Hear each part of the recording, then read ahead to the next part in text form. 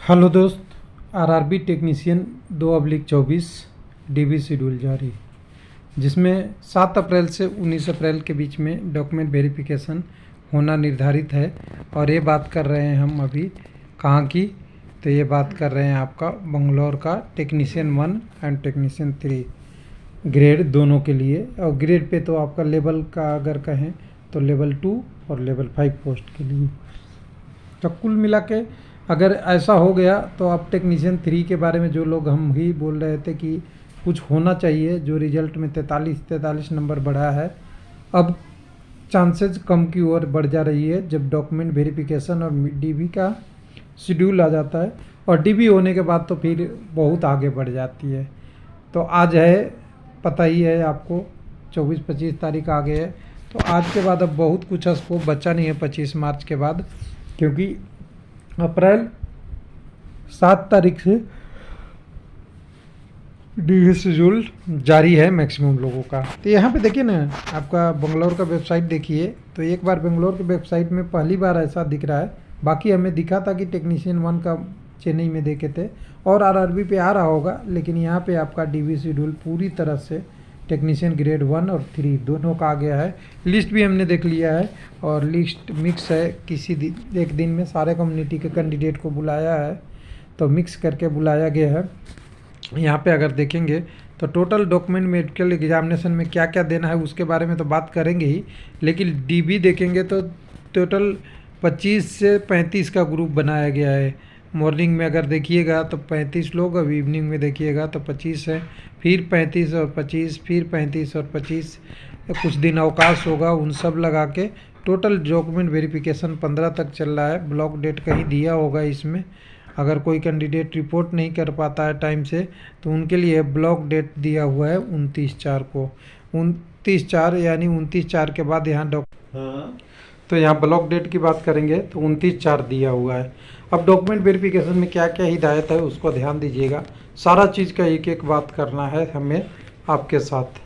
तो सबसे पहले देखिए, एक लोगों का आता है, कुछ लोग पिछले वीडियो में नहीं बोल पाए हैं और कह रहे हैं कि आवाज़ नहीं है, तो ओबीसी और ईडब्ल्यूएस लिखा हुआ ओरिजिनल होता है, 1 ईयर से पुराना नहीं होना चाहिए, ध्यान ही रखिएगा।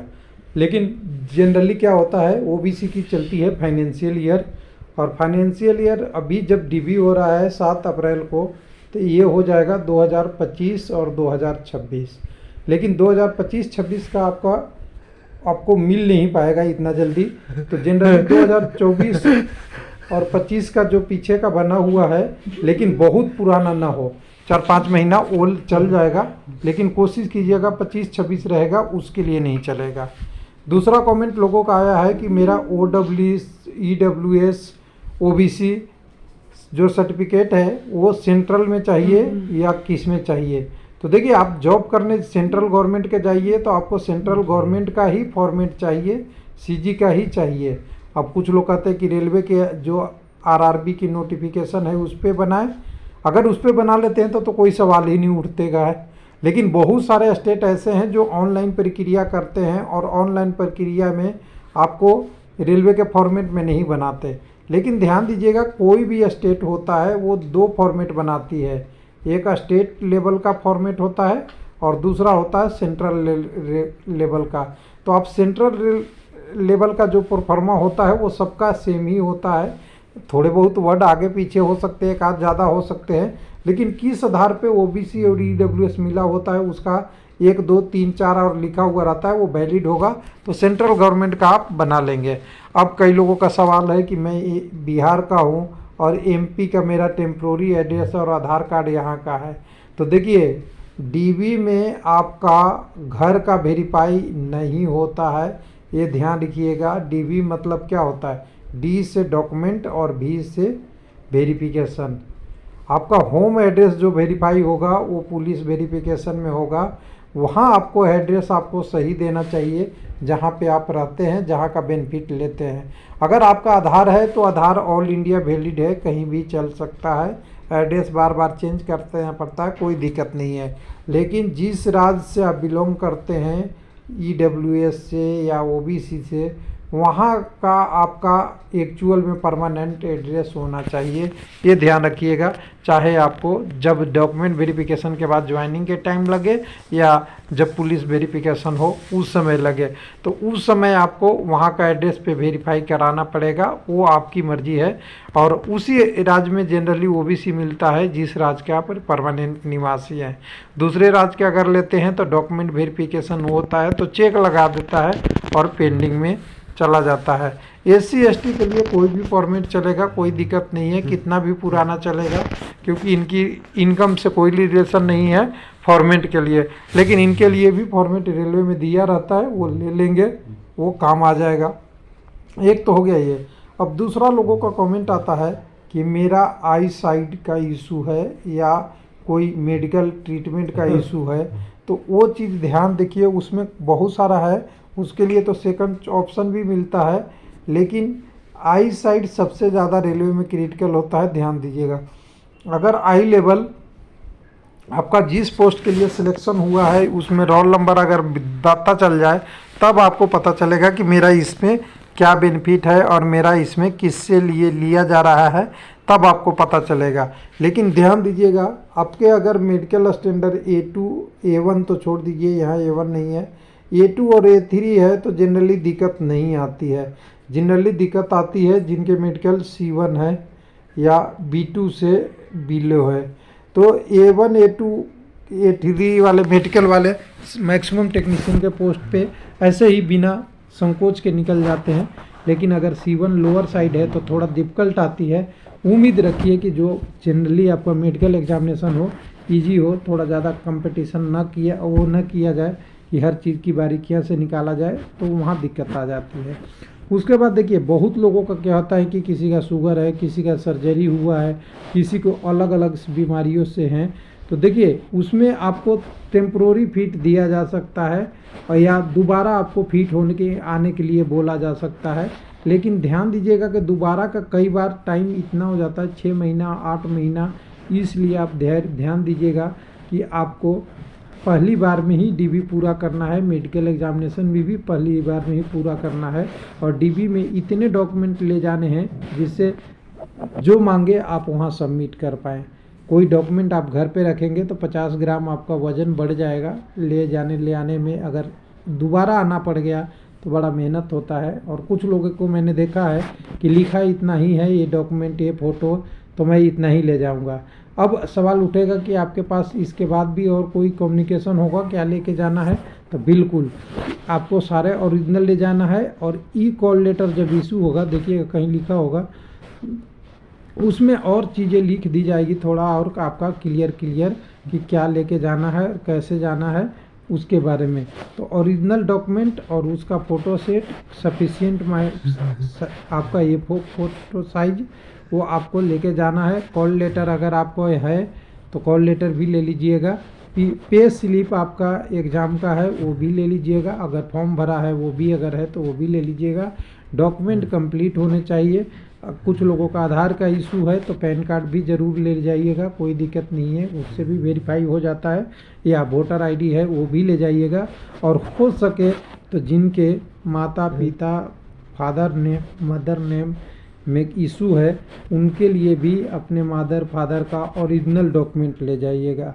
ओरिजिनल डॉक्यूमेंट मतलब वोटर ID या आधार कार्ड लेके जाइएगा। जिससे एक बेनिफिट होता है कि अगर आपको कोई ऑब्जेक्शन वहाँ पे लगा है तो करना क्या है कि अपडेविट हर सिटी में बन सकती है, ध्यान दीजिएगा। तो ये वहीं क्यों नहीं बना लीजिएगा, आप वहीं पे बना लीजिएगा अपडेविट, और आपके पास एक्चुअल डॉक्यूमेंट वेरिफिकेशन है, वो दिक्कत है। तीसरी बात, कुछ लोग को आता है कि मेरे 10th और 10th+2 या यहाँ पे ITI होगा या और सब्जेक्ट है उसमें मेरा क्वालिफिकेशन में नेम में स्पेलिंग, मेरा स्पेलिंग या मेरे फादर का स्पेलिंग या टाइटल कुछ अलग अलग है। तो ऐसी कंडीशनों में आपको घबराने की ज़रूरत नहीं है, इसके लिए अपडेविट लगती है। और 10वीं का जो आपका प्रूफ है वो सबसे बेटर है, उसी का डेट ऑफ बर्थ और उसी का नाम आपका देखा जाता है। और हर बार आप फॉर्म भरते हैं तो एक सबसे पहले एक लाइन ली जाती है कि 10th में जो लिखा हुआ है आप वही भरिए, जो 10th में आपका फील है वही आपको चलेगा। तो 10th वाला पे अगर आपने भरा है और उसकी प्रूफ है तो आपको 12वीं और 13वीं में देखा नहीं जाएगा। उसके लिए एजुकेशनल क्वालिफिकेशन ITI देखा जाएगा, डिप्लोमा है तो डिप्लोमा देखा जाएगा, बीटेक है तो बीटेक देखा जाएगा, लेकिन डेट ऑफ बर्थ वगैरह मिलान आपका मैट्रिक या 10th सर्टिफिकेट की जाएगी। तो ये सारा डिटेल था, कुछ बारीकियां हैं, कुछ रहने खाने व्यवस्था ले जाइएगा। कुछ लोग कहते हैं कि मैं अंडर वेट हूँ, कोई लोग 45-40 kg के होते हैं। ध्यान दीजिएगा, खाना पीना अच्छा से खाइए, सेहत बनाइए। वज़न आपको एवरेज 40-50 से तो ऊपर होनी चाहिए, 50-55 हो जाए और अच्छी बात है, लेकिन 50 के आसपास रेंज में रहता है तभी चल जाता है। लेकिन जनरली 45 से नीचे कोई अगर एज में से आ जाता है या 50 से नीचे आने लगता है तो डॉक्टर सस्पेंस करने लगता है कि कोई बीमारी तो नहीं है, फिर आपका इंक्वायरी बढ़ाता है, बहुत सारी चीज़ें आते हैं। इसलिए 50+ आपका वेट रहेगा तो ज़्यादा दिक्कत नहीं आती है। कुछ लोग का आता है हाइड्रोसील का इशू है, किसी का कुछ इशू है, तो भैया पहले ट्रीटमेंट करा लीजिए। किसी का BP ज़्यादा है उनको भी ट्रीटमेंट करा लीजिए। अब जब एग्ज़ाम में जाइए उस समय आपको पास ज़्यादा नहीं हो, डॉक्टर हो सकता है आपसे पूछ दे कि कोई दवा भी रेगुलर लेते हैं या कोई ऐसा ऑपरेशन बड़ा हुआ है मेजर वगैरह, वो जनरली बता देना चाहिए। कोई चीज़ अगर रेगुलरिटी है तो उससे होता क्या है, मतलब बहुत सारी चीज़ें नहीं बतानी है जिससे आपको बार बार दिखने जाए और डॉक्टर चेक करके पता कर ले, वो चीज़ बतानी है। हर चीज़ बताने की ज़रूरत नहीं है। डॉक्टर फिजिकली फिट कहता है, फिजिकली फिट में आजकल मेडिसिन, आज की लाइफ स्टाइल बन चुकी है, बहुत लोगों के साथ वो मेडिसिन चलते रहता है, देखिएगा बहुत लोग का है। लेकिन ऐसा ना हो कि उतना करने के बाद भी जब आपका BP भी चेक किया जाए वो बढ़ जाए, उस समय दिक्कत आ जाती है। और लोग प्रेशर में रहते हैं, जो सोच के रहते हैं और पहले से ही करते हैं तो उनकी तो ज़रूर बढ़ती है। इसलिए सारा फैक्टर आप देख लीजिएगा। सबसे बड़ी स्टेबल टाइम शेड्यूल और सोच, और बिना डर भय के, क्योंकि अभी तक हम जो बात करते हैं वो लाइन थी। लाइन क्या है? ये लाइन है, ये रेलवे का लाइन है। इस लाइन से इधर और इधर 2 रेखा है। अगर इस रेखा तक है तो अभी तक आप थे विद्यार्थी, और इधर जाएंगे तो कर्मचारी। अब आप इस लाइन पे हैं तो आपकी मैच्योरिटी लेवल इस लाइन जैसा होनी चाहिए कि हम विद्यार्थी थे कर्मचारी बनने जा रहे हैं। तो सोच बदलना चाहिए, समझना चाहिए चीज़ों को, ना कि आप फिर डरते रहेंगे या कोई उल्टा पुल्टा क्वेश्चन पूछेंगे या किसी को कुछ पूछेंगे तो हो सकता है कि आपकी, मतलब कहा जाए कि आप एक कर्मचारी तो बन गए हैं लेकिन अभी विद्यार्थी के गुण नहीं छोड़े हैं और विद्यार्थी के लमसम है। तो कुल मिला के ये अपडेट था। और DB होता है घबराने का नहीं, समझाने का और डॉक्यूमेंट को दिखाने का। थैंक यू, धन्यवाद।